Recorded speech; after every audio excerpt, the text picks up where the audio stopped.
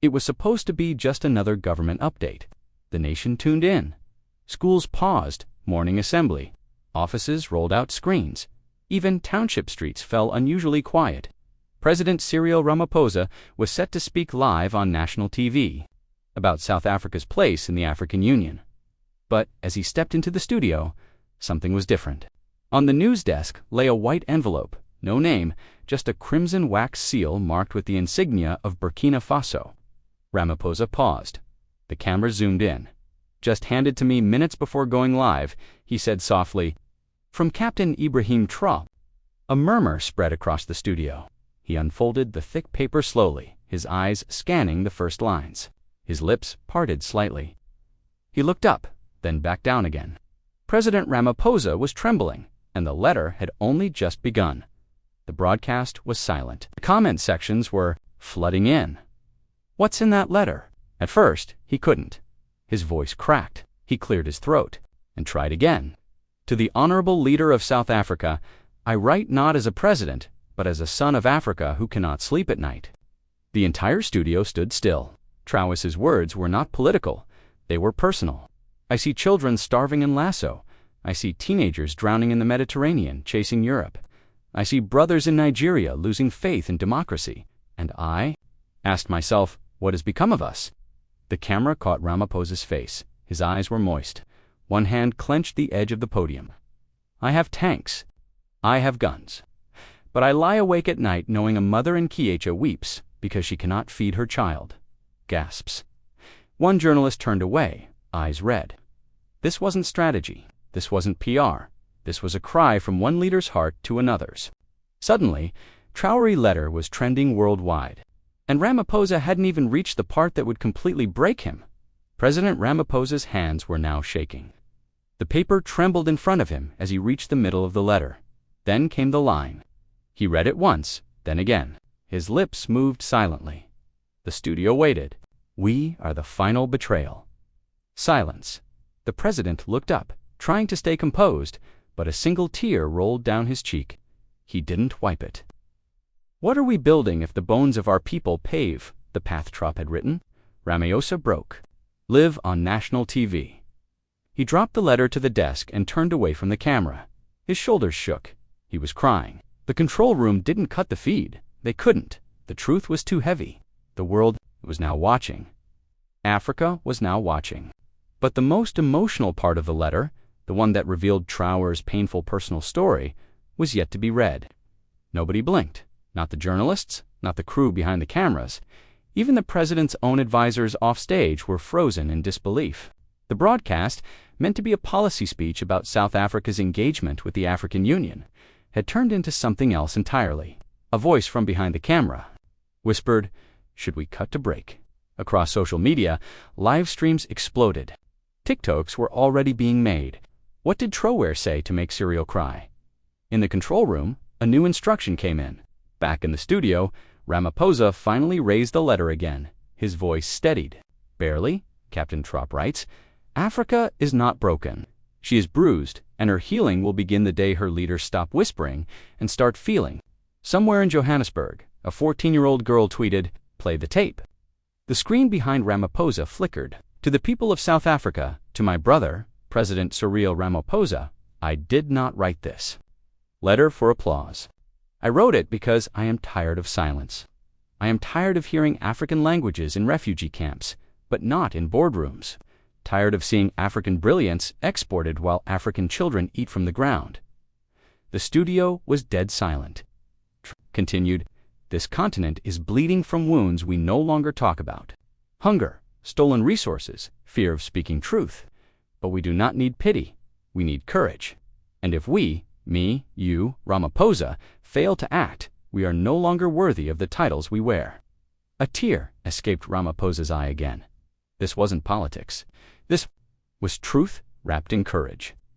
"This is not a war cry," Traore said in closing. "It is a wake-up call, and the clock is out of time."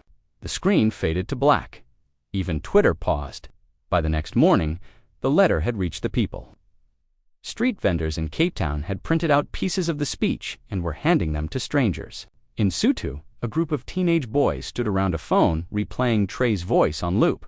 One of them was crying. "What kind of leader talks like this?" Another whispered. "Why don't ours sound like that?" Radio stations paused their morning music. To replay the letter, taxi drivers stopped to listen.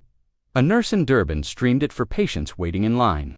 And somewhere in Limpopo, an old man looked up from his small wooden bench and said softly, Nkaicha, a mother of 3, posted a video. "I've never heard Ramaphosa cry before," she said. "But when he read that letter, I cried too, because for the first time in a long time, I felt seen." The video hit 1 million views in 3 hours. But South Africa was about to learn Traore's letter wasn't only sent to Ramaphosa. That night, a clip from the broadcast reached a remote village in Puma, in a small house with a leaking tin roof. 10-year-old Ayanda sat beside her grandmother. The old woman's phone was cracked, but it played Traore's voice clearly. Ayanda listened, then looked up. "Go. Why is that man crying?" The grandmother paused, then whispered, "Because someone finally told the truth." Ayanda didn't know what the African Union was. She knew what it felt like to see your mother cry because there's no money for bread. And when Traore said, "No child should sleep with pain in their belly while gold leaves our soil," Ayanda understood everything, and she wasn't alone. All over South Africa, children started drawing, writing, posting, responding not to politics, but to hope. Traore had never even entered South Africa physically, but somehow he had entered its heart. Meanwhile, in a government office in Nairobi, Kenya's foreign minister was pacing.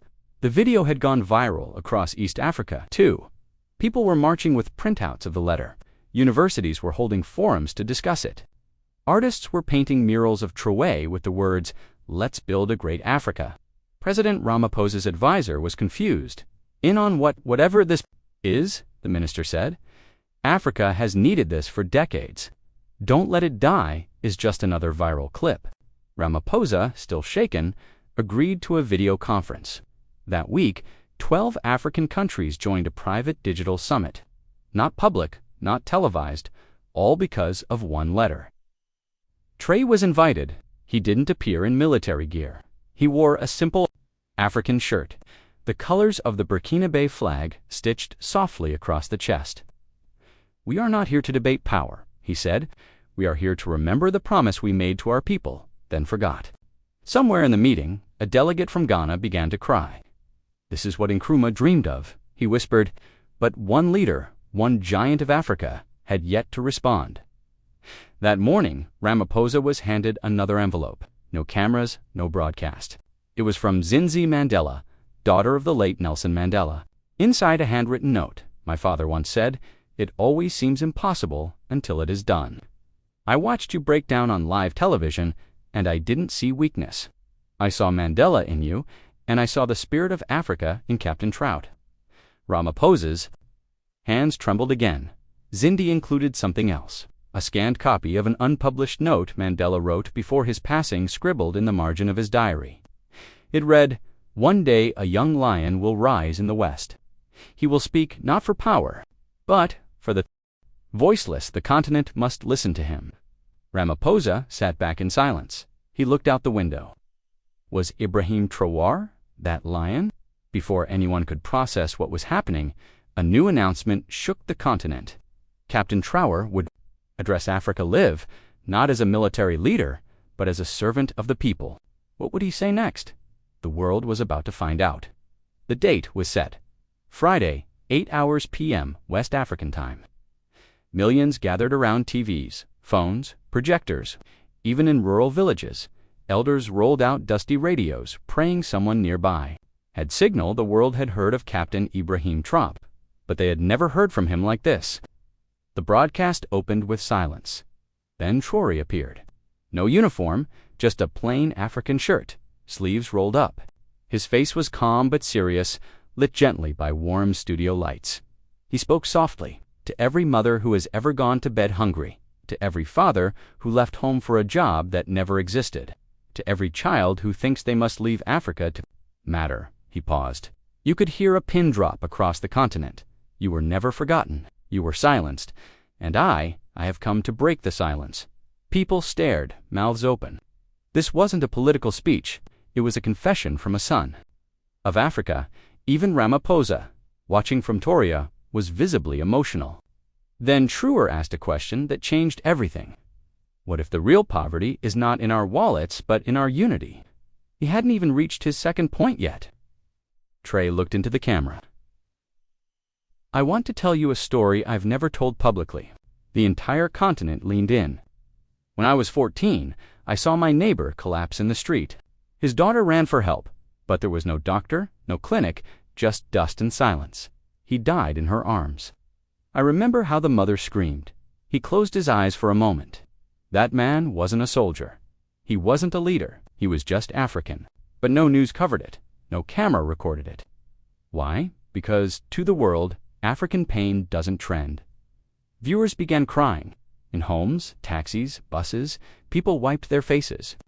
I promised myself that day if I ever stood on a stage, I wouldn't speak about my success. I'd speak about his death. Because until his story matters, none of us matter. A woman in Nigeria tweeted, I can't stop crying. He's speaking for all of us. Traore raised the letter he'd sent Ramaphosa. This wasn't just a letter. It was a mirror. And tonight, I'm asking every African to look into it. It wasn't done.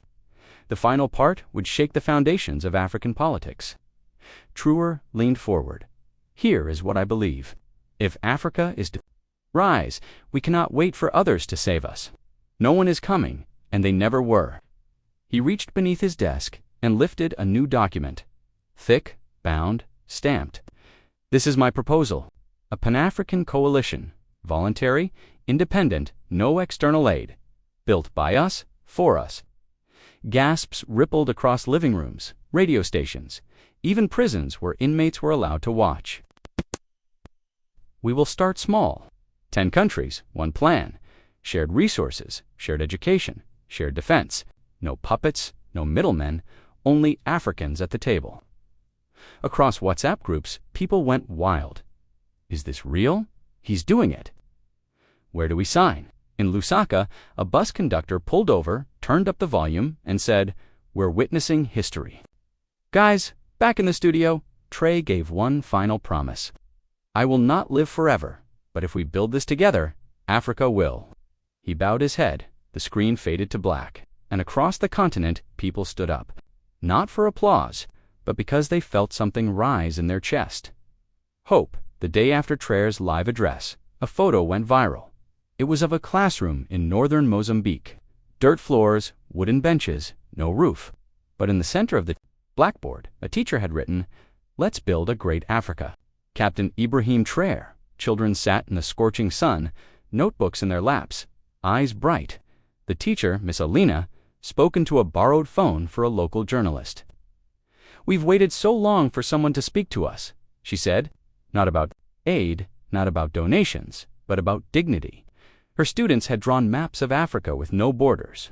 Instead, they labeled it, One People, One Dream. That image was reposted millions of times. In Uganda, a university renamed its debate hall the Traore Room. In Ghana, market women were recorded chanting, No more crumbs from the world. We bake. Our own bread now. But behind the praise, quiet forces were gathering, worried about how far Traore's words might go. And back in South Africa, Ramaphosa sat alone in his office, staring at a single sentence from the letter. You do not lead Africans with force. You lead them with feeling. What would he do next? President Ramaphosa's security team was caught off guard. A car had pulled up at the Union buildings in Traore, unannounced, no escort, no formal clearance. Inside was a young woman from Burkina Faso holding only a folder and a letter. The president's assistant rushed into his office. Sir, you need to see this. He walked down to the lobby personally. She stood confidently. Her name was Fatou Traore, not his wife, not his sister. My father died a farmer, she said, but my brother was his voice. Ibrahim Traore's younger sister had come, not with a demand, but with a dream. He asked me to deliver this to you in person. The president opened the folder. Inside were dozens of letters from children, farmers, students, and elders across West Africa, handwritten, stained with sweat and red dust. One, simply read, Tell South Africa we believe in them. Ramaphosa looked at Fatou. Why now? He asked. Her answer was soft, but it pierced the room. Because history doesn't knock twice, and Africa is knocking now." The president nodded. He knew what had to be done. But first, he had to return to the same place this story began.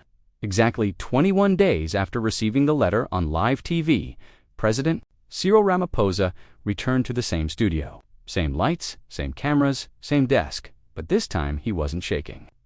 The producer leaned in. "Mr. President, we're live in 3, 2, 1. He looked into the camera, voice calm.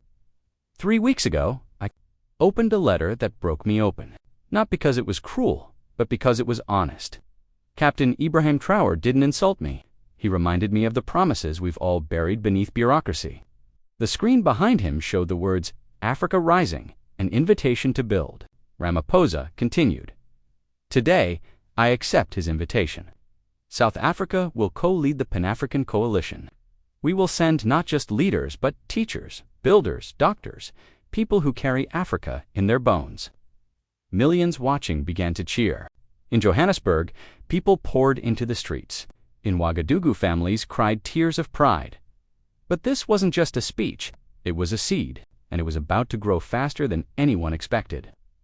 3 days after Ramaphosa's second broadcast, something unexplainable happened.